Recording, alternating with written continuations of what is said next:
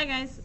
So today we are going to be reviewing one-step equations and then move on to two-step equations. So with one-step equations, remember I told you guys you need to have the format of step, answer, check. Your step needs to be on both sides of your equal sign as well as with the operation that's occurring. Your answer needs to have the variable equals whatever your answer is, and then your check, you're literally just plugging your answer back in for x and seeing if it works or not, okay? So this first one, again, we're always trying to isolate the variable by itself, so we need to move whatever's next to the variable over to the other side. So in this case, we have a -3, okay? So if we have a -3, the opposite of a negative is a positive, so we could add 3 to both sides here. Or a different way to think about it is this -3, we're technically adding a -3. So the opposite of adding a -3 is to subtract a -3, but subtracting a negative is the same thing as adding the positive, so that's why I just went ahead and put +3 here. Notice how I added 3 on both sides of my equal sign. Your -3 plus 3 cancel. You're left with x equals 12 plus 3 is 15. So my answer is 15. And don't forget to check it. So if we were to take -3 plus our answer of 15, does it give us 12? Yes, it does. So we know we did it correctly. All right, number 2. So again, we're trying to isolate the variable by itself. So we need to move this constant over to the other side. So if we are subtracting a 13 here and we want to move it, the opposite of subtracting is to add, so we need to add 13 to both sides. Your -13 plus 13 cancel. You're left with x equals. And then -21 plus a +13. Remember, adding integers, we have opposite signs, so that means that we're actually going to subtract these numbers. So 21 minus 13 will give us 8 here. And then 21 was bigger and it was negative, so our answer is -8. And then go back and double check it. So if we were to plug in -8 for x, -8 minus 13, does that give us -21? Yep, it does. So we did it correctly.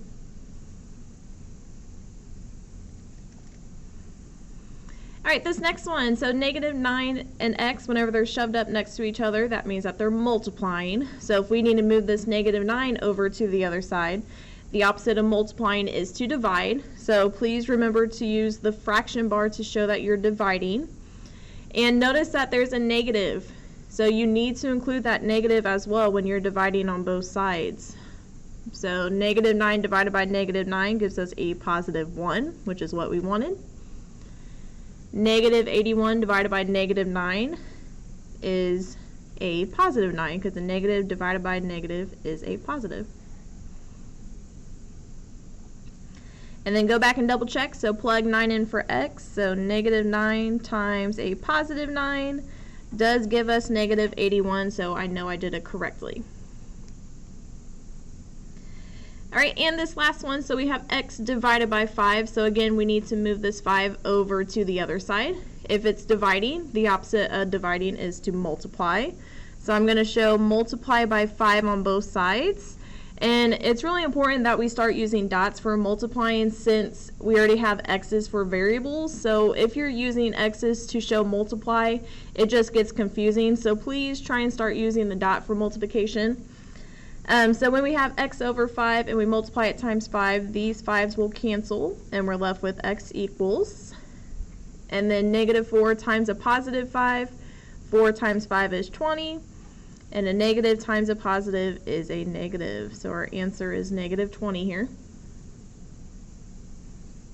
And if we go back and double check, plug in -20 for x, we get -20 over 5. So -20 divided by 5 is -4. So we know we did it correctly. So this is one step, okay? You guys did this last week, so you should know how to do this. Don't forget to do the step, answer, check every single time, please. All right, now let's move on to two-step. So the same rules apply. Okay, you're going to do a step result and then a step answer check. So once you do an extra step, it goes back to a one-step equation, which you guys should know how to do. Okay, so notice with two-step, we now have a coefficient on our variable and a constant. We still need to isolate this x by itself on the same side, and everything else needs to move over to the other side. You always do add, subtract first. So your first step in any two-step equation should always deal with either adding or subtracting, and that will always involve your constant. So whichever number is on the same side as x, but it doesn't have the x on it, is what we need to move first. So we need to move this negative 25. So to move it over to the other side, the opposite of a negative is a positive, so I need to add 25 to both sides. Your minus 25 plus 25 cancel because that equals 0. You're just going to bring down this 3x, and then 50 plus 25 is 75. Okay, and now notice we went from a two-step to a one-step, which is what we wanted. So now we have 3 times x. We still need to get x by itself, so the opposite of multiplying by 3 is to divide by 3 on both sides.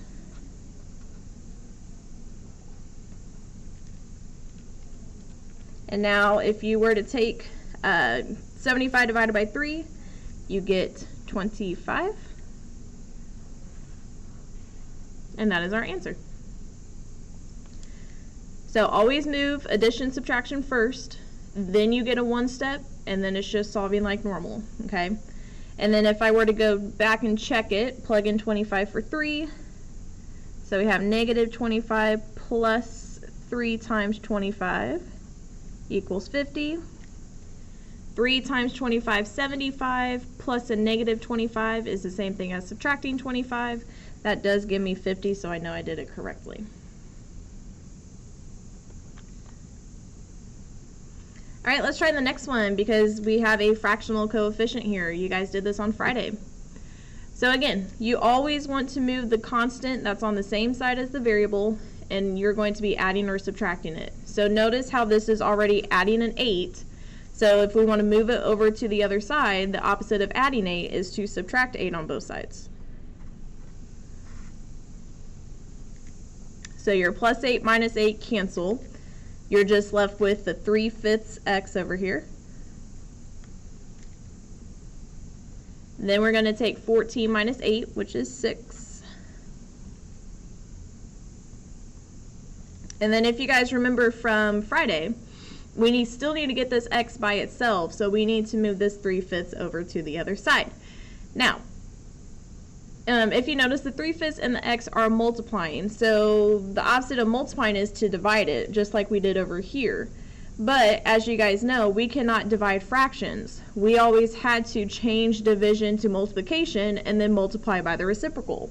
So instead of taking 3/5 divided by 3/5, 6 divided by 3/5, we're going to skip that step, and since we're changing division to multiplication and we're multiplying by the reciprocal on both sides, we're just going to go ahead and skip to that step. So the reciprocal of 3/5, just flip your numbers, is 5/3. So I'm going to multiply by 5 over 3 on both sides. And when you multiply a number times its reciprocal, they cancel, they equal 1. So we're left with x equals, and then 6 times 5/3, well, you can put a 1 underneath the 6 here. Multiply across, 6 times 5 is 30. 1 times 3 is 3. And then that reduces to 10, because 30 divided by 3 is 10. All right, and then go back and double check. So plug in 10 for x. So 3/5 times 10 plus 8 equals 14. So if I were to multiply 3/5 times 10 is 6. 6 plus 8 is 14. So I know I did it correctly.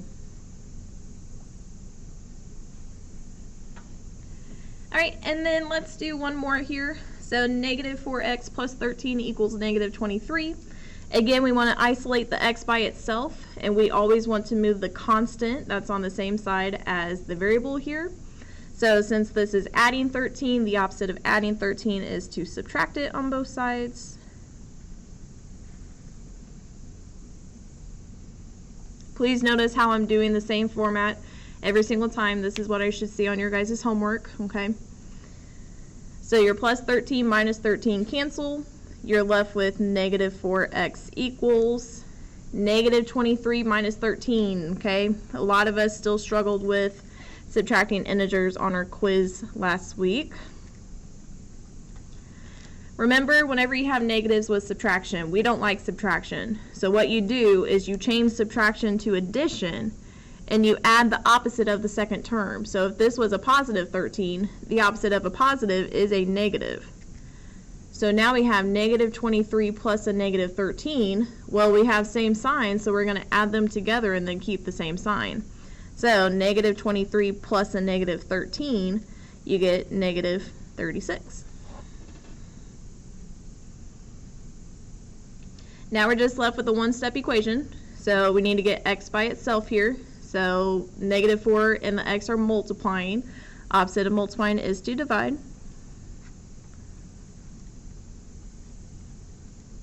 And then negative 36 divided by negative 4 is a positive 9.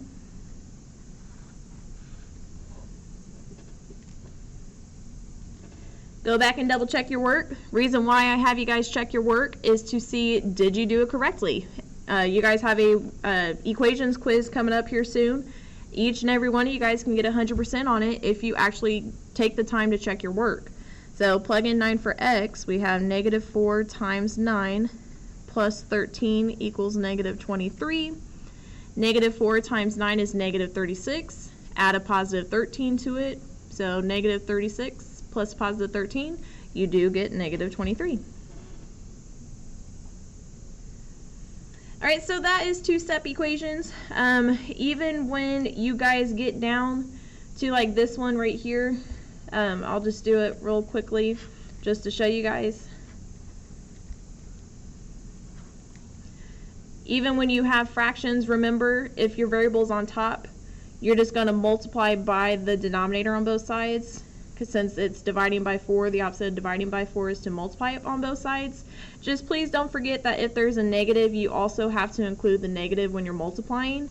So if I want to get x by itself, I'm going to multiply by this negative 4 on both sides to cancel out that negative so that I'm left with a positive x.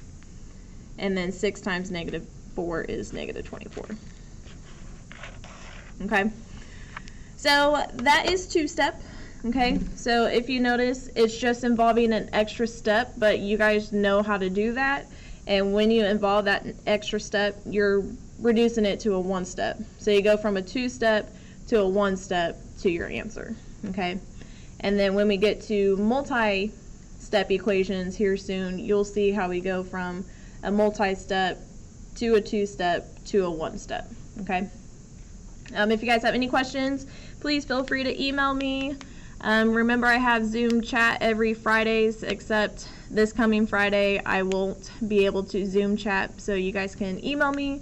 But hope you guys have a great rest of your day.